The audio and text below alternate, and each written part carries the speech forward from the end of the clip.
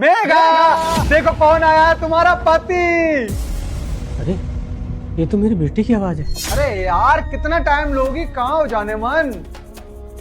ये कौन है और यहाँ पर कपड़े क्यों धो रहा है? लगता है मेघा ना कुछ नया सर्वेंट रख लिया होगा। चेहरा तो देखूं इनका मैं। अरे भाई साहब, अरे अपना चेहरा तो दिखाओ, कौन हो और यहाँ क्यों धो रहे हो कपड़े? बाथरूम में जाओ ना। अरे भाई साहब इधर देखो। भाई साहब, पापा आप? नवनीत, उठो उठो उठो। बेटा कैसे उठूं? ये देख। ये सब क्या है और किसने किया ये सब आपके साथ? अरे तेरी आराम से। ये सब क्या है पापा, किसने किया ये सब?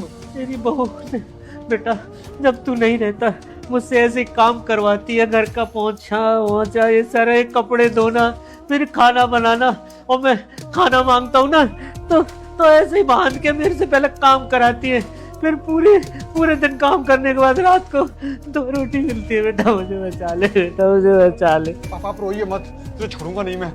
उसने जो आपके साथ किया है ना, उससे बदतर हालत उसकी करूंगा मैं।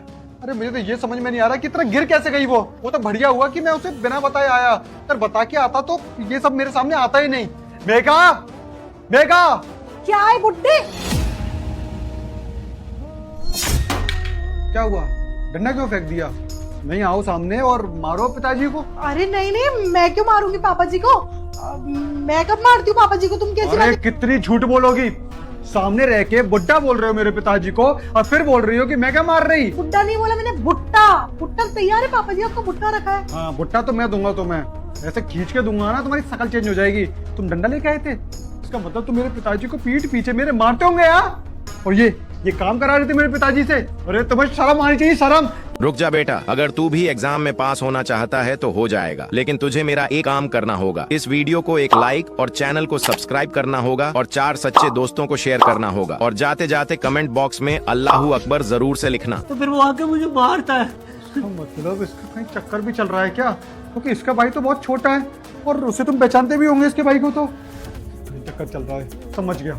इसका बिजी कॉल कहाँ जाता है? इसका बिजी कॉल जाता है अपने बॉयफ्रेंड पर। और जब भी ये फोन उठाती थी क्या बोलती थी?